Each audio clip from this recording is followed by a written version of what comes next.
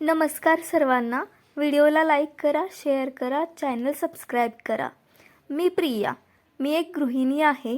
माझा नवरा सचिन हा एका ठिकाणी कामाला होता आणि त्या दुकानात भरपूर सचिन हा प्रामाणिक होता.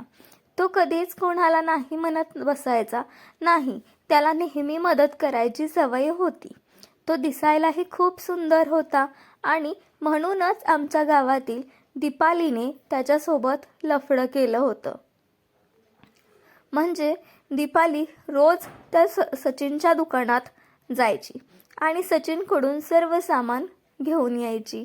आणि हो, दीपालीकडे पैसे देखील खूप होते, कारण तिचा नवरा गेले 2 वर्षांपासून वारला होता आणि म्हणून तिला कोणाची तरी गरज होती आणि ती माझ्या नवऱ्याच्या म्हणजेच माझ्या सचिनच्या मागे लागली होती. वेळ पण कशी येते ना. माझ्याही लग्नाला 8 वर्षे कंप्लीट झाली होती आणि 4 वर्षाचा मला एक मुलगा देखील होता. आता हे पाहून मला काय करायचं हे समजेना. माझा सचिन हा खूप चांगल्या स्वभावाचा असल्यामुळे तो नेहमीच प्रत्येकाला मदत करण्यासाठी धावून जायचा. म्हणूनच त्याचा फायदा त्या दीपालीने घेतला होता. दीपाली हळूहळू त्याच्यासोबत फोनवर बोलायला सुरुवात करायला लागली आणि सचिन देखील तिच्यासोबत फोनवर बोलत असायचा. मला खूप टेन्शन यायचं त्या दोघांना फोनवरती बोलत असताना बघून. दीपालीने माझ्या सचिनला पूर्णपणे तिच्या वशमध्ये केलं होतं. तिला जादूटोणासुद्धा करायची सवय होते. तिला त्या सर्व काही गोष्टी माहीत असायच्या आणि तिने त्या सर्व काही गोष्टी केल्या होत्या. सचिन हा तिच्या मागे गपचिप जात असायचा आणि ती जसं म्हणेल तसं तो बिचारा करत असायचा. आता तो तिच्या घरी जायचा आणि दिवसभर कामावर जात नसायचा. दिवसभर तिच्या घरी असायचा. ती जसं सांगेल तसं करत असायचा. दीपालीच्या घरी जायचा. दीपालीच्या सर्व इच्छा तो पूर्ण करत असायचा आणि तोही दीपाली म्हणाल त्या पद्धतीने. दीपाली त्याला वेगवेगळ्या पद्धतीने सर्व काही करून घेत होती त्याच्याकडून. तिच्या शरीराची ती भूक भागवून घेत होती. सचिन तिला हवं ते सर्व काही सुख देत होता. हवं त्या पद्धतीने सर्व काही सुख देत होता. दीपाली रोज नवीन साड्या घालायची आणि सचिनच्या पुढे मिरवायची. सचिनलाही तिला खूप बघायला आवडायचं नवीन साडीमध्ये. सचिन पूर्णपणे तिच्या प्रेमात वेडा झाला होता. सचिनचा जीव किंवा सचिनचं मन हे तिने तिच्या साडीमध्ये बांधून ठेवलं होतं. असं सचिन वागत होता. दीपालीचे केसही खूप लांब होते. तिचा नवरा कशामुळे वारला हे अद्याप कधीच कोणाला कळालं नाही. मला खूप भीती वाटत होती. माझा संसार मोडतोय की काय असं मला वाटत होतं. एक प्रकारची ती हडळच होती माझ्या संसाराच्या मागे लागलेली, कारण तिने सचिनला स्वतःच्या अधीन करून घेतलं होतं. सचिनही तिला हवं तसं पूर्ण सुख देत होता. एके दिवशी मी सचिनचा पाठलाग केला आणि मी सचिनला आणि दीपालीला अशा अवस्थेत पाहिलं की ते बघूनही मला खूप वाईट वाटलं. दीपालीने पूर्णपणे तिची साडी काढून ती बेडवर झोपली होती आणि सचिन हा तिच्या अंगावर झोपला होता. तोही पूर्णपणे नग्न अवस्थेत होता. काय वाटलं असेल माझ्या मनाला ह्या गोष्टी बघून ते मलाच माहिती. दिवसभर माझा नवरा हा तिच्या घरी असायचा. कामावर देखील जात नसायचा. सचिन हा दीपालीसोबत सर्व काही करत असायचा. तो पूर्णपणे तिच्या स्वाधीन झाला होता. म्हणूनच दीपाली जसं म्हणेल तसं तो करत होता. सचिनही आता खूप थकला होता. तो सारखा आजारी पडत असायचा. त्यालाही सहन होत नव्हत्या या गोष्टी रोज तेच. परंतु दीपालीला या काही गोष्टीचं वाईट वाटत नव्हतं. दीपालीला असं वाटायचं की तिने बोलवलं की सचिनने जावं आणि तिच्या सर्व इच्छा अपेक्षा त्याने पूर्ण कराव्यात. ती नेहमी अशाच विचारांमध्ये असायची. सचिनला येणार म्हटलं की नवीन साड्या घालून बसायची, नवीन नटापटा करायची, मेकअप करून बसायची आणि त्याच्यासमोर मिरवायची. सचिनलाही तिला मेकअपमध्ये आणि नवीन साडीमध्ये पाहिल्यावर काय होत असायचं कोणास ठाऊक. सचिनने दीपालीच्या डोळ्यामध्ये डोळे घालून पाहिलं की सचिन हा मनाने स्वतःचे कपडे काढत असायचा. मलाही या गोष्टीचं आश्चर्य वाटायचं की एखाद्याच्या एवढं स्वाधीन कसं होऊ शकतं. मी सचिनच्या मागे मागे गेले. सचिन हा दीपालीच्या घरात घुसला. सचिन घरात गेला की दीपाली नटून त्याच्या समोर आली आणि दीपालीला पाहता क्षणी सचिनने स्वतःचे कपडे काढायला सुरुवात केली. अचानक असं काय झालं हे मला पण कळालं नाही, परंतु दीपालीच्या साडीच्या पदराला एक मोठी गाठ मारलेली मी पाहिली. काय असावं त्या गाठमध्ये असा प्रश्न मला पडला आणि ती गाठ का मारलेली असावी हा देखील प्रश्न पडला. मला संशय येत होता की त्याच्यामध्ये काहीतरी असणारच आणि त्याच गोष्टीचा विचार माझ्या मनात चालू होता. नाही ते माझ्या मनामध्ये विचार येत होते.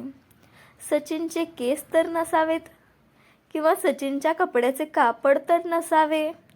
काय असेल काय त्या गाठीमध्ये याचा मला विचार येत होता आणि भीती देखील वाटत होती.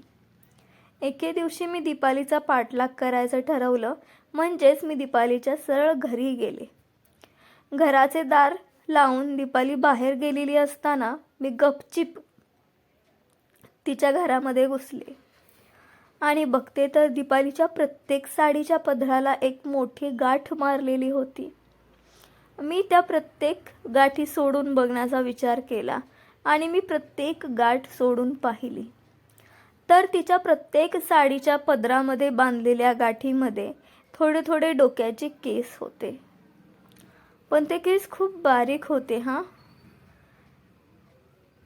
ते सचिनचे म्हणजेच माझ्या नवऱ्याचे झोपेत असताना तिने डोक्याचे केस काढून त्या केसांच्या साह्याने गाठ मारून ती सचिनला आकर्षित करत असायची आणि हे सचिनही ती म्हणेल तसं करत असायचा, कारण तो तर पूर्ण तिचा बैल झाला होता. सचिनने दीपालीला सांगितलं, तिला हवं तसं प्रेम तो देत असायचा. साडी वगैरे काढून तो तिच्यासोबत नाही ते करत होता. ते तिला सुद्धा हवं वाटायचं, तिला आवडायचं आणि तेही सर्व कपडे काढून सुख देत होता. पूर्णपणे वेडा झाला होता माझा नवरा तिच्या प्रेमात आणि तो रोज करायचा ह्या सगळ्या गोष्टी. रोज दीपालीची साडी काढायचा, रोज आतील सर्व गोष्टी व सर्व कपडे तिचे काढायचा आणि तिच्या शरीराचे लचके तोडत असायचा. हे सगळं तिला खूप आवडायचं. सचिनने हे दीपालीला पूर्णपणे मोडून टाकलं होतं. दीपालीला 1-2 दिवस चालायला सुद्धा येत नव्हतं, तरीही तिला ते चांगलं वाटायचं. तर पूर्णपणे ती शांतपणे बेडवरती झोपूनच असायची आणि नंतर पुन्हा ती नव्याने सचिनला बोलवू लागली आणि त्याच्याकडून तोच कार्यक्रम रोज करून घेऊ लागली. एक स्त्री नसून ती एक हाडळच होती. रोज तेच करायला लावायची माझ्या नवऱ्याला. मला वाटायचं की मी काय करू नेमकं तिने या आता गावातील दुसऱ्या एका मुलाला देखील पकडलं, कारण आता सचिन हा पूर्णपणे तिच्या आहारी गेला होता ना.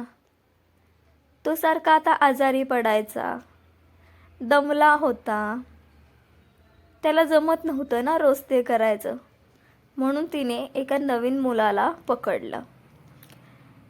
आणि दीपाली सचिनला सोडायला तयार नव्हती, कारण सचिन हा खूप आजारी पडत होता, तिला हवं तसं करून देत नव्हता.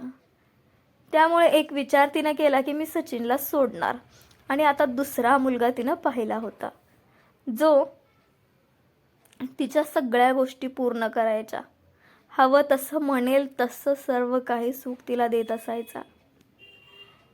एक नादाला लावून त्याला पूर्णपणे बर्बाद करून ती ठेवत असायची.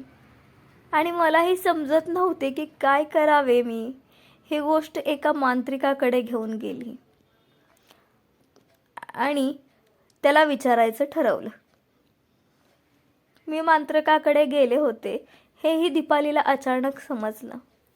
तिने सचिनला बोलवलं आणि सचिनला तिनं असं तयार केलं की सचिन हा माझ्या जीवावर उठला होता.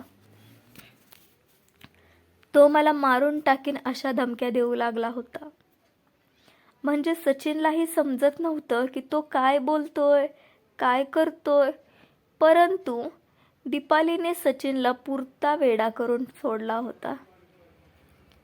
त्याच्यावर तिने मंत्र मारले होते आणि त्या मंत्रांच्या साहाय्याने ती माझ्या नवऱ्याकडून हवं तेवढा वेळ काम करून घेत होती. मला खूप वाईट वाटायचं या सर्व गोष्टीचं. मला भीती वाटायची. मीही पोलिसांना सांगितलं. पोलिसांनी लगेच ताबडतोब सचिनला माझ्याकडे सोडलं आणि दीपालीला अटक करून घेऊन गेले. आता दीपाली ही जेलमध्ये आहे आणि तिच्यावर 7 ते 8 मुलांना लैंगिक अत्याचार केल्यासंदर्भात गुन्हे दाखल केले आहेत आणि म्हणूनच तिला अटक देखील करण्यात आली. तिला आता शिक्षा देखील होणार होती. परंतु कुत्र्याचं शेपूट हे नळीत घातलं तर वाकडं ते वाकडंच ना. सवय ही कधी जाणार आहे का? नाही ना. काय करणार, माझा नवरा कसा बसा मी वाचवला होता. अशा 2-3 जणांशी तिनं संबंध ठेवले होते. माझ्या नवऱ्याच्या आधी तिने 2-3 हवं तसं सुख प्राप्त करून घेतलं होतं आणि ज्या वेळेला त्यांच्याकडून काही होत नसायचं त्या टायमिंगला ती त्यांच्यावरती असे काहीही मंत्र मारायची की जेणेकरून ते स्वतःच आपला जीव देतील. म्हणूनच मला माझ्या नवऱ्याची खूप भीती वाटत होती. बिचारा थकला होता, दमला होता. तिला हवं तसं हवं तेवढा वेळ करत नव्हता. म्हणून मी लवकर पाऊल उचललं आणि माझा नवरा मी सोडवला.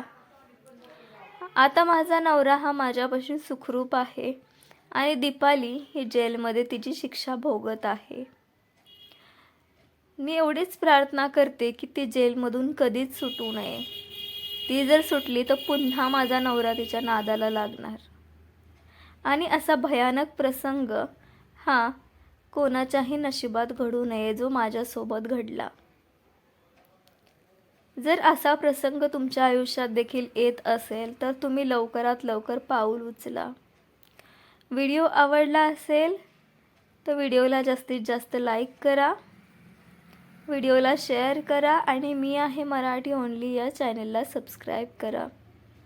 बघा ना, एखादी स्त्री ही तंत्रविद्येच्या साहाय्याने स्वतःच्या गरजा, स्वतःच्या शरीराची भूक भागवण्यासाठी काहीही करू शकते. याचं एक उत्तम उदाहरण मी तुम्हाला दिलेलं आहे. तर काळजी घ्या स्वतःची आणि आपल्या नवऱ्याची. आणि असं काही होत असेल तर त्याच्यावर लवकरात लवकर ॲक्शन घ्या. व्हिडिओ आवडला असेलच तुम्हाला लाईक करा, व्हिडिओला शेअर करा आपल्या आणि आपला जो चॅनल आहे मराठी सिरियल ओनली याला जास्तीत जास्त सबस्क्राईब करा. धन्यवाद.